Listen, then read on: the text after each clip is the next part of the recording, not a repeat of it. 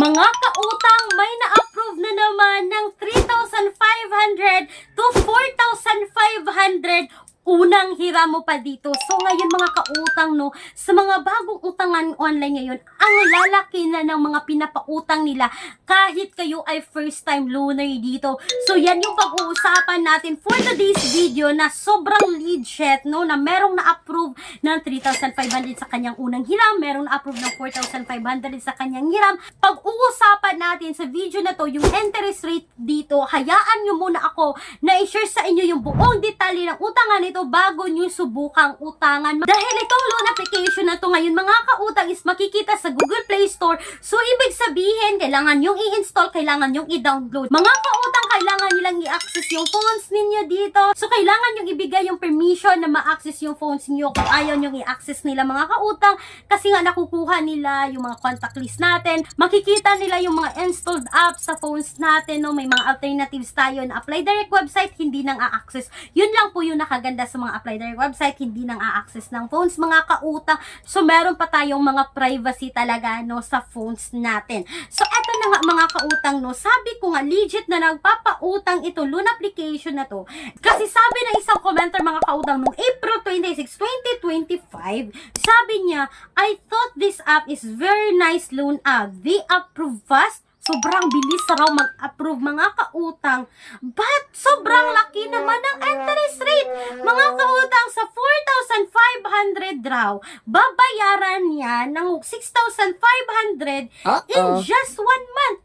So sabi niya mga kautang, 1 month raw ang loan application na to. So 2,000 rin yung tubo sa loob ng 1 month.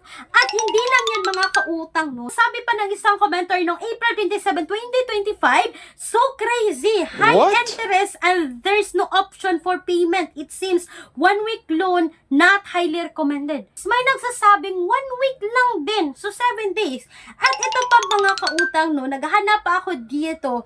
Sabi pa ng isang commenter, no, itong loan application na ito, this app is a total scam than sending all necessary documents. Nagtatago sa katauhan ni Isibaro na illegal din. Please remove it from the Play Store. So mga kautang, ito pa lang si Yescom Lending, no, na naka-SEC registered. Under po ito ng Green Packet Lending mga kautang. Ito po daw ay si Isibaro, no, nagpalit lang daw ng pangalan. At sinearch ko talaga itong si Isibaro mga kautang dito sa Google Play Store, no, yung lumabas is si Yescom Lending. So, nako mga kautang, itong si Isibaro is meron na po siyang bad record mga kautang, illegal na po ito na nagpapautang, kaya nag-change siya ng pangalan, Yescom pa rin, but naka-SEC registered pa rin siya mga kautang, no, wala namang sinasabing revoke dito sa registration niya, registered pa rin yung nakalagay, but under po ng Yescom Lending na under ng Green Packet Lending, hindi po makikitang Isibaro mga kautang. At eto na nga mga kautang, sabi ng isang commenter noong April 26, 2025, sabi niya, not good kasi 2 days before due date mga kautang is hinaharas na siya ng utangan na ito.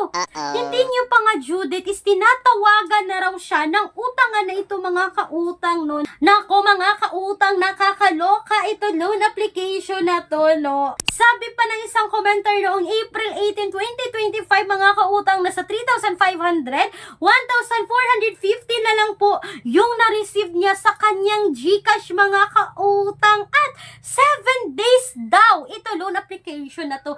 So mga kautang, dalawa na yung nag-comment dito na 7 days yung application na to. At kung kayo dyan ay may experience dito kay Yescom Lending mga kautang na under po ng Green Packet Lending mga kautang, no, you can comment down mga kautang para mabasa rin at makita din ng ibang mga umuutang online. At speaking mga kautang sa mga alternatives natin, Apply Direct website, makikita nyo yung mga link dyan, no, na hindi po auto-reject kasi nga mga kautang, tatawagan ka pa for loan evaluation. Iba na yung mga Apply Direct website ngayon mga kautang is hindi po auto-decline. but yung iba is nag-auto-decline naman. Hindi po lahat mga kautang, kaya wag nating lahatin kung kayo ay may magandang experience dito. Kaya kung ang iba naman is merong bad experience dito sa utangan online. So masasabi ko na iba-iba talaga yung mga experiences natin about sa mga utangan online.